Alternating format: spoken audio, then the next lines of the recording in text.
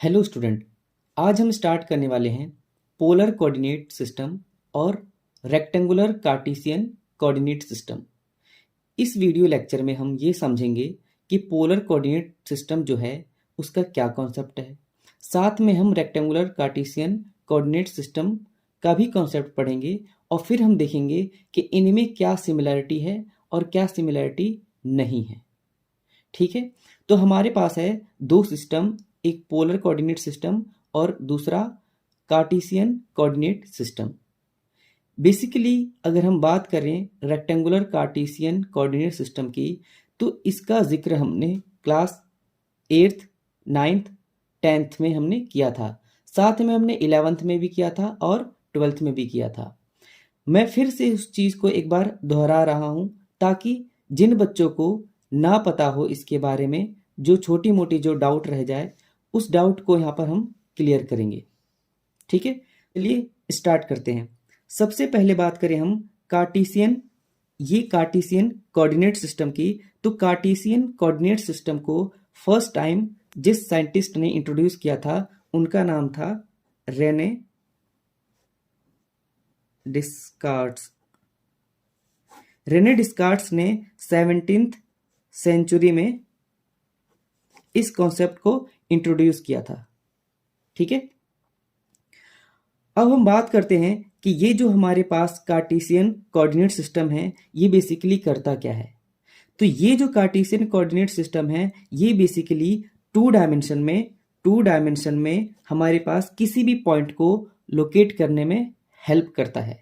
यानी कि अगर टू डायमेंशनल में अगर हमारे पास कोई पॉइंट है तो उस पॉइंट को हम इस कार्टेशियन कोऑर्डिनेट सिस्टम की हेल्प से हम उसको लोकेट कर सकते हैं। उसका हम ये बता सकते हैं कि वो पॉइंट इस एक फिक्स यानी कि एक रेफरेंस पॉइंट से कितने डिस्टेंस पर है। ठीक है, चलिए हम एक आर्बिट्रेरी पॉइंट हम कंसीडर कर लेते हैं। वो आर्बिट्रेरी पॉइंट हमारे पास है वो ये P। अब हम बात करते हैं ये जो P है इस रेफरेंस पॉइंट, ठीक है, इस रेफरेंस पॉइंट से हमारे पास कितना दूर है।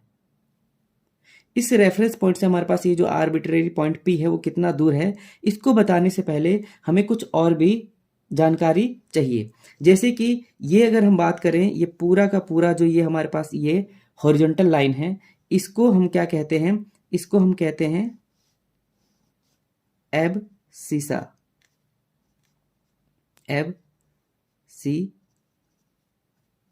एब्सिसा, ठीक है। और ये जो हमारे पास वर्टिकल जो लाइन है इसको हम क्या कहते हैं, इसको हम कहते हैं ऑर्डिनेट। और ये जो हमारे पास फिक्स पॉइंट है इस फिक्स पॉइंट को हम कहते हैं ओरिजिन। यानी कि जहां से कोई भी ये जो लाइन हमारे पास है ओरिजिनेट हो रही है, इसलिए हम इसको ओरिजिन कह रहे हैं। उसके बाद हम बात करें कि हमारे पास ये जो दोनों के दोनों वर्टिकल और हॉरिजॉन्टल लाइन है, ये वर्टिकल और ये हॉरिजॉन्टल लाइन है, वो एक दूसरे को 90 डिग्री पर इंटरसेक्ट करती हैं। तो इनके बीच में हमारे पास एंगल कितना है, 90 डिग्री का। ठीक है, उसके बाद हम बात करते हैं कि ये जो पूरा ये हॉरिजॉन्टल जो लाइन है जिसको हम एब्सिसा कह रहे हैं, इसको एक और नाम से भी जाना जाता है जिसको हम कहते हैं एक्स एक्सिस।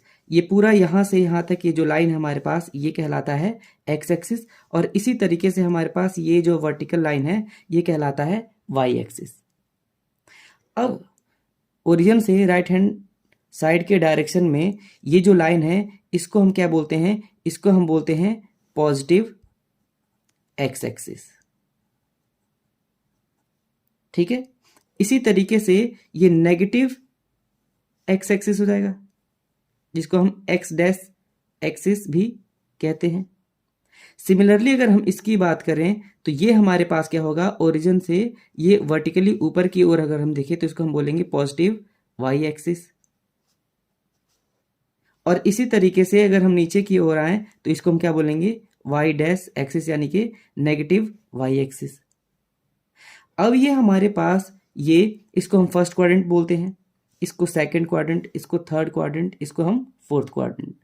तो आई होप कि यहां तक आपको पहले से नॉलेज होगा। ठीक है, अब हम बात करते हैं कि इस टू डायमेंशनल में अगर इस कार्टेशियन ये जो प्लेन है ये कार्टेशियन प्लेन कहलाता है। इस कार्टेशियन प्लेन में अगर हमारे पास किसी एक पॉइंट को लोकेट करना है तो हमारे पास कितनी चीज़ों की रिक्वायरमेंट होगी। अगर मैं कहूँ कि मान लीजिए कि आप यहाँ पर हैं और मुझे बताना है कि यहाँ से यहाँ तक कितनी डिस्टेंस है, तो मुझे क्या करना है, सिंपल यहाँ से लेकर यहाँ तक उसको हमें मेजर कर लेना है, ठीक है। लेकिन अगर मैं कहूँ कि यहाँ से लेकर यहाँ तक आप डायरेक्ट नहीं जा सकते, तो आप किस रास्ते को चुनेंगे? तो आपके पास दो रास्ते हैं। एक रास्ता तो ये है कि आप ऐसे जाकर ऐसे चले जाएं, और एक रास्ता ये है कि आप ऐसे जाकर ऐसे चले जाएं। तो यहाँ पर कार्टेशियन कोऑर्डिनेट सिस्टम में पहले हम जो प्रेफरेंस देते हैं वो हम एक्स एक्सिस को देते हैं, ठीक है।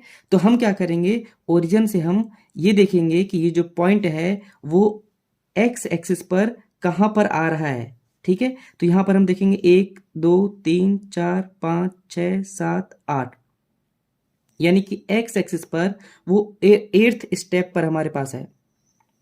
फिर इसी तरीके से यहाँ पर आने के बाद हमें तो अभी तो हम यहाँ पर नहीं पहुंचे, इसलिए हम क्या करेंगे, हम ऊपर भी चलेंगे, यानी कि 1 2 3 4 5 6, यानी कि एक्स एक्सिस पर आप कहाँ चले गए, 8 स्टेप, और वाई एक्सिस के लिए आप 6 स्टेप चले गए। तो इस तरह आप पॉइंट पी पर पहुंच गए। अभी जो पॉइंट पी है यहाँ पर आपने जो ये ऑर्डर्ड पेयर में लिखा है, ये पहला वाला जो कि हमने कहा था कि 8th स्टेप और फिर वाई एक्सिस के पैरेलल हम 6 स्टेप ऊपर गए। तो ये दोनों नंबर जो है हमारे पास वो एक ऑर्डर पेयर होते हैं, और ये एक ऑर्डर पेयर एक पॉइंट को रिप्रेजेंट करता है। और बेसिकली हम इन दो पॉइंट्स को हम क्या बोलते हैं, कोऑर्डिनेट्स पॉइंट भी बोलते हैं, ठीक है। तो अब हम बात करते हैं कि ये जो 8th स्टेप था यहाँ पर, जैसे कि हम अगर इसको ऐसे ड्रॉ करें तो हमारे पास एक क्या बन जाता है, एक ट्रायंगल है, और यहाँ से हमारे पास यहाँ तक का जो डिस्टेंस है अब हम कैलकुलेट भी कर सकते हैं। तो बेसिकली जो कार्टेशियन कोऑर्डिनेट सिस्टम में कोई एक जो पॉइंट है वो एक कोऑर्डिनेट को रिप्रेजेंट कर रहा है, जिसमें एक्स एक्सिस ये रिप्रेजेंट करता है कि ओरिजिन से वो कितना दूर है, यानी कि यहां से यहां तक का जो लेंथ है वो ये 8 रिप्रेजेंट कर रहा है, और यहां से लेकर यहां तक का जो हमारे पास डिस्टेंस है वो हमारे पास ये 6 रिप्रेजेंट कर रहा है। तो इन जनरल अगर हम बात करें कि हमारे पास इस कार्टेशियन कोऑर्डिनेट सिस्टम में अगर हम कोई भी एक रैंडम पॉइंट लेते हैं तो इसका हमारे पास जो कोऑर्डिनेट होगा वो क्या होगा, x, y, ठीक है। इसको मैं भी फिलहाल क्यों ले लेता हूं। तो ये एक रैंडम पॉइंट जो कि कार्टेशियन कोऑर्डिनेट सिस्टम में हमारे पास ये रिप्रेजेंट करता है x, y। इसी तरीके से अगर हम बात करें यहाँ पर पोलर कोऑर्डिनेट सिस्टम की, तो पोलर कोऑर्डिनेट सिस्टम की अगर हम बात करें तो इसको जो डिस्कवर किया था साइंटिस्ट, उनका नाम था जी फॉन्टेना, और ये भी लगभग 17th सेंचुरी में ही डिस्कवर किया गया था। यानी कि पोलर कोऑर्डिनेट सिस्टम और कार्टेशियन कोऑर्डिनेट सिस्टम लगभग सेम टाइम पर ही अलग अलग साइंटिस्टों के द्वारा ये डिस्कवर किया गया है। अब हम बात करते हैं कि पोलर कोऑर्डिनेट सिस्टम कार्टेशियन अब हम बात करते हैं कार्टेशियन कोऑर्डिनेट सिस्टम और पोलर कोऑर्डिनेट सिस्टम की। कार्टेशियन कोऑर्डिनेट सिस्टम जो है हमने यहाँ पर अभी देखा। अब फिलहाल हम किसकी बात करने जा रहे हैं, अब हम बात करने जा रहे हैं पोलर कोऑर्डिनेट सिस्टम की। जिस तरीके से हमने यहाँ पर कोऑर्डिनेट सिस्टम में कार्टेशियन कोऑर्डिनेट सिस्टम में पी पॉइंट को हमने लोकेट किया था, इसी तरीके से हम पोलर कोऑर्डिनेट सिस्टम में हम पॉइंट पी को लोकेट करेंगे। लेकिन उससे पहले जिस तरीके से हमने कार्टेशियन कोऑर्डिनेट सिस्टम में कार्टेशियन प्लेन में हमने ये जितने भी एक्सिस हमारे पास थे, इनके जो नेम थे, इनके कोऑर्डिनेट्स के जो नेम थे, इनकी जो रिप्रेजेंटेशन थी, उनको समझा था, सेम हम इसमें भी समझते हैं। लेकिन यहाँ पर यहाँ वाला रिप्रेजेंटेशन और यहाँ वाला रिप्रेजेंटेशन ये बिल्कुल ही डिफरेंट है। इवन इनके नाम भी डिफरेंट है। जिस तरीके से यहाँ पर इस फिक्स पॉइंट को, रेफरेंस पॉइंट को हमने ओरिजिन कहा था, इसी तरीके से पोलर कोऑर्डिनेट सिस्टम के अंदर इस फिक्स पॉइंट को हम ओरिजिन भी कई बार कह देते हैं, और साथ में हम इसको पोल भी कहते हैं। तो मैं इसको पी बोलूंगा। तो ये हमारे पास क्या है, एक फिक्स पॉइंट, और इस फिक्स पॉइंट को हम क्या कहते हैं, पोल। जिस तरीके से हमारे पास एक्स एक्सिस और ये वाई एक्सिस, इसे हम एब्सिसा कह रहे थे और इसको हम ऑर्डिनेट कह रहे थे, इसी तरीके से हमारे पास ये जो हमारे पास एक्स एक्सिस है, अब इसको एक्स एक्सिस ना बोलकर हम इसको पोलर एक्सिस कहते हैं, पोलर एक्सिस। सिमिलरली ये वाई एक्सिस भी हमारे पास पोलर एक्सिस ही कहलाता है। ठीक है, अब हम बात करते हैं कि अगर हम पॉइंट P को कार्टेशियन कोऑर्डिनेट सिस्टम में रिप्रेजेंट कर रहे थे तो वहां पर x, y ले रहे थे। यहां पर अगर हम एक पॉइंट P कंसिडर करते हैं, ठीक है, तो इसका जो कोऑर्डिनेट होगा वो किस फॉर्म में होगा, तो वो होगा हमारे पास r, थीटा के फॉर्म में। अब ये बात करते हैं कि r क्या है और थीटा क्या है। तो यहां पर अगर हम बात करें कि ओरिजिन से उस पॉइंट पर, जिस पॉइंट की हम बात कर रहे हैं, वहां तक का जो डिस्टेंस है उसको हम क्या कह रहे हैं, उसको हम r कह रहे हैं। यानी बेसिकली हमारे पास r क्या है, distance from pole to that point. ठीक है, उसके बाद हम बात करते हैं थीटा की। थीटा क्या हमारे पास, तो थीटा बेसिकली क्या है, the angle between r and x axis, यानी कि ये x एक्सिस, ठीक है, x एक्सिस और r के बीच का ये एंगल हमारे पास है थीटा। लेकिन अब बात करते हैं x एक्सिस, तो ये पूरा का पूरा है, ये भी हो सकता है, लेकिन हम इसकी बात नहीं करेंगे। क्यों? क्योंकि हमारे पास पोलर कोऑर्डिनेट सिस्टम के अंदर हमें नेगेटिव एंगल की कोई कैलकुलेशन नहीं करनी होती है। क्यों? क्योंकि जब हम नेगेटिव एंगल लेते हैं तो उस केस में हमारे पास r नेगेटिव आता है, और r हमारे पास डिस्टेंस है, और r डिस्टेंस है तो वो नेगेटिव नहीं हो सकता। तो इसलिए हमें नेगेटिव एंगल की कैलकुलेशन नहीं करनी, इसलिए हम इसकी बात भी नहीं करेंगे। हमें सिर्फ और सिर्फ पॉजिटिव एंगल की बात करनी है, यानी कि एंटी क्लॉकवाइज में मेजर किया हुआ एंगल की ही हम बात करेंगे, जो कि हमारे पास इस पॉजिटिव एक्स एक्सिस से हमारे पास ये बना हुआ है। अब हम बात करते हैं कि ये जो पॉजिटिव एक्स एक्सिस है, इसको हम इनिशियल लाइन भी कहते हैं, इनिशियल लाइन। ये हमारे पास पोलर एक्सिस था, ठीक है, और ये हमारे पास इनिशियल लाइन। अब जिस तरीके से हमने यहां पर 8,6 यानी कि x, y को हमने कार्टेशियन कोऑर्डिनेट कहा था, इसी तरीके से r, थीटा को हम पोलर कोऑर्डिनेट्स कहेंगे। ठीक है, तो आई होप कि यहां तक आपको समझ में आ गया है। चलिए अब हम बात करते हैं, जिस तरीके से पॉइंट P के लिए हमारे पास पहले x था, उसके बाद y, और x की वैल्यू 8 थी और y की वैल्यू 6, इसी तरीके से हमारे पास x की जगह पे r और y की जगह पे यहाँ पर हमारे पास थीटा है। और यहाँ पर जो 8 है वो ये रिप्रेजेंट कर रहा था कि ओरिजिन से यहाँ तक का लेंथ। इसी तरीके से हमारे पास ये जो r है वो क्या रिप्रेजेंट करेगा, इस पोल से यहाँ तक का डिस्टेंस, जो कि हमारे पास r, और ये जो थीटा है वो इस r और ये इनिशियल लाइन के बीच में बना हुआ एंगल। अगर हम इसको इससे कंपेयर करें तो हम पाते हैं, अगर यहां से हम क्या करते हैं, इस पॉइंट से एक हम परपेंडिकुलर ड्रॉ करते हैं, ठीक है, इस इनिशियल लाइन पर, ठीक है, तो यहां से हमें क्या मिल जाएगा, हम इसको इसके साथ रिलेट कर रहे हैं फिलहाल, तो ये हमारे पास हो जाएगा x और ये हो जाएगा हमारे पास y। तो अब हम क्या कर सकते हैं यहां पर कि हम x को r के फॉर्म में भी चेंज कर सकते हैं और y को r के फॉर्म में चेंज कर सकते हैं। मतलब x को r थीटा के फॉर्म में चेंज कर सकते हैं और y को भी r थीटा के फॉर्म में चेंज कर सकते हैं। तो आई होप कि यहां तक आपको समझ में आ गया होगा।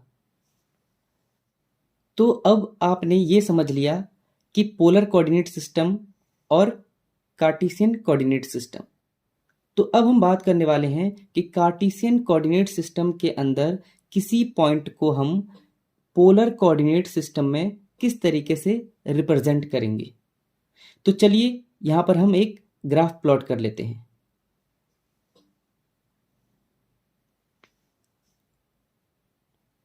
तो अब हम क्या करने वाले हैं, इस कार्टेशियन कोऑर्डिनेट को हम क्या करेंगे, हम चेंज करेंगे हम पोलर कोऑर्डिनेट के अंदर।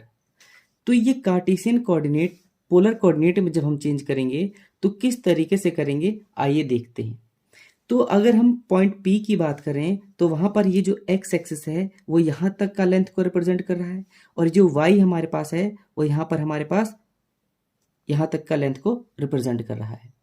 अगर इसके अंदर हम देखें तो ये हमारे पास क्या है, ओरिजिन से P तक का डिस्टेंस, और यहाँ पे भी क्या है, ये पोल से यहाँ तक का डिस्टेंस, ये दोनों को हम क्या मान लेते हैं, R मान लेते हैं, जो कि सेम ही है। यानी कि सेम ही पॉइंट को हमें क्या करना है, पोलर कोऑर्डिनेट के अंदर चेंज करना है।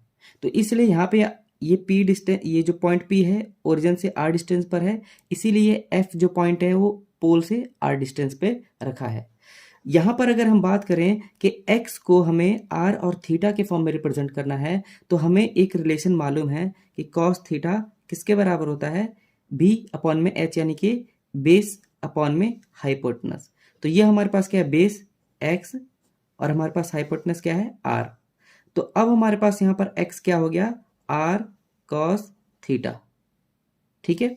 इसी तरीके से अगर हम बात करें y की, तो y क्या हो जाएगा हमारे पास यहाँ पर साइन थीटा y अपॉन में r, और यहाँ पर हमारे पास y क्या हो जाएगा, r साइन थीटा। तो अब हम बात करें कि इस x को हमने इस x को किस में बदल दिया, r cos थीटा, और ये r साइन थीटा। अब ये जो हमारे पास जो कोऑर्डिनेट है, ये वो कोऑर्डिनेट है हमारे पास जो कि हम निकालना चाह रहे थे। यानी कि आई थिंक आपको ये विजिबल नहीं हो रहा है, इसलिए मैं इसको थोड़ा सा ऊपर कर देता हूं।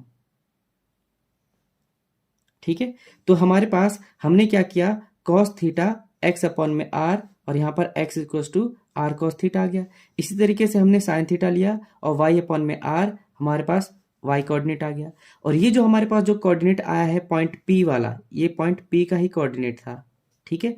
अब इसी पॉइंट पी के हम कोऑर्डिनेट को तो हम चेंज करना चाह रहे थे, किसके अंदर, पोलर कोऑर्डिनेट्स के अंदर। तो इसलिए हमने क्या किया, हमने ये वाला कॉन्सेप्ट लगाया और हमने इसके कोऑर्डिनेट को कैलकुलेट कर लिया। ठीक है। तो इस तरीके से हम क्या करते हैं, कार्टेशियन कोऑर्डिनेट को पोलर कोऑर्डिनेट के अंदर हम कन्वर्ट करते हैं। तो आई होप कि ये आपको समझ में आ गया होगा।